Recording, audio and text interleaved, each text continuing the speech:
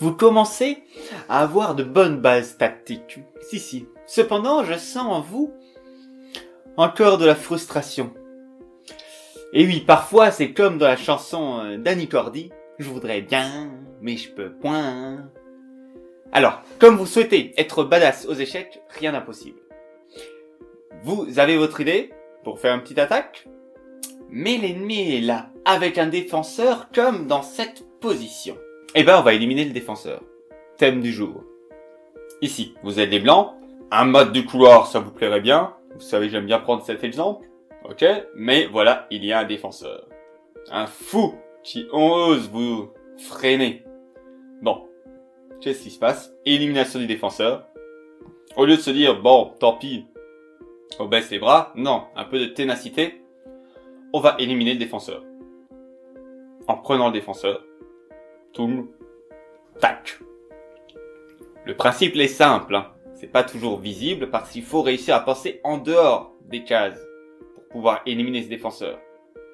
Voilà, s'il y a un cavalier qui nous empêche, est-ce qu'on peut détruire ce canasson? S'il y a un fou, est-ce qu'on peut l'envoyer dans l'au-delà? Hippocrate, père de la médecine moderne, disait que la médecine devait s'attaquer à la cause des causes des causes. Nous aussi, on veut éradiquer le mal absolu. Et actuellement, le mal absolu, c'est votre adversaire. Donc, s'il y a des défenseurs, on cherche à remonter pour détruire tout ce qui peut nous empêcher de triompher. On remonte petit à petit, à cause de quoi, etc. C'est notre mission divine, alléluia. Donc face à un défenseur, on a plusieurs possibilités. On va voir ça. On peut déjà le chasser. Hop, ici. Toujours notre mat du couloir. Il y a ce canasson qui nous empêche. Eh bien, on le chasse. En poussant le pion, l'adversaire doit soit perdre son cavalier, et du coup ça nous augmente nos possibilités de gagner, soit il bouge le cavalier, et du coup on va faire mat et on est bien content. Ici le cavalier est obligé de bouger, et on a le mat. Pour ceux qui sont déjà un petit peu plus avancés, là on voit même une contre-attaque, c'est-à-dire nous on veut faire mat. Non, ça ne va pas, parce qu'il y a le cavalier. Bon, on peut chasser le cavalier, et le cavalier va bouger, on peut faire mat, oui, mais on peut aller encore plus loin. En fait, le cavalier peut aller sur une case qui empêche le mat, sans pour autant contrôler cette case-là. Ici, si on pousse ici, le cavalier vient là. On descend faire échec, et le cavalier peut aller dedans. Donc, face à un défenseur, plusieurs possibilités. La première, c'est de le chasser. Ça, c'est fait. Le deuxième, c'est le sacrifice. C'est en fait ce qu'on a vu juste avant. Ici, on va sacrifier. Façon de parler, c'est pas un vrai sacrifice, vu qu'on gagne plus après. Mais ici, on peut pas aller là, la pièce nous dérange, eh bien, c'est un peu contre-intuitif, mais on va sacrifier la dame, pour après pouvoir faire le mat. Ok. Et on peut aussi attirer ailleurs. Alors ça c'est l'attraction, c'est assez fantastique.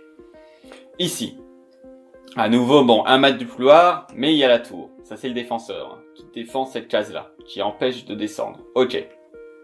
Eh bien, ce qu'on va faire, on va attirer cette tour ailleurs. Comment? En prenant ici.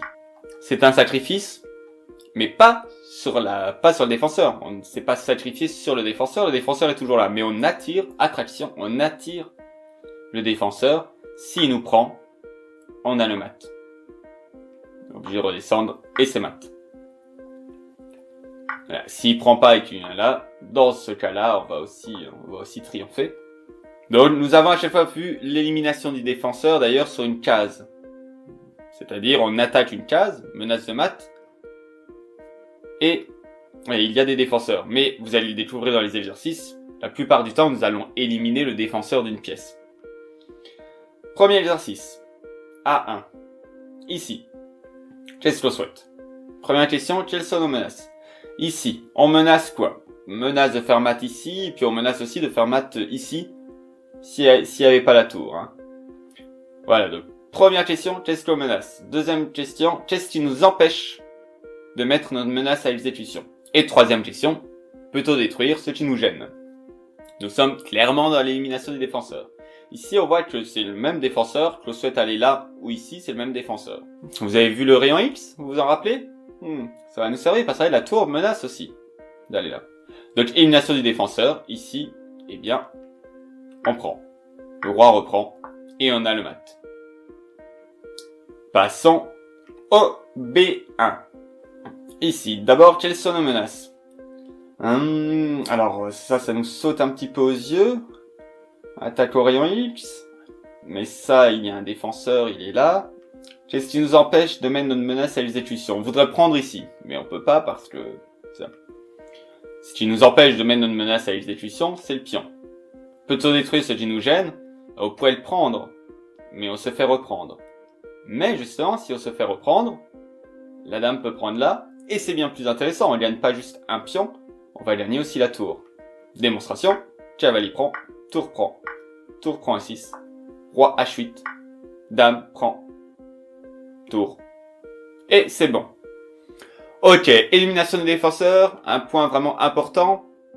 Faites des exercices, comme toujours, c'est vraiment la pratique qui va faire la différence entre vous et quelqu'un qui ne suit pas la formation.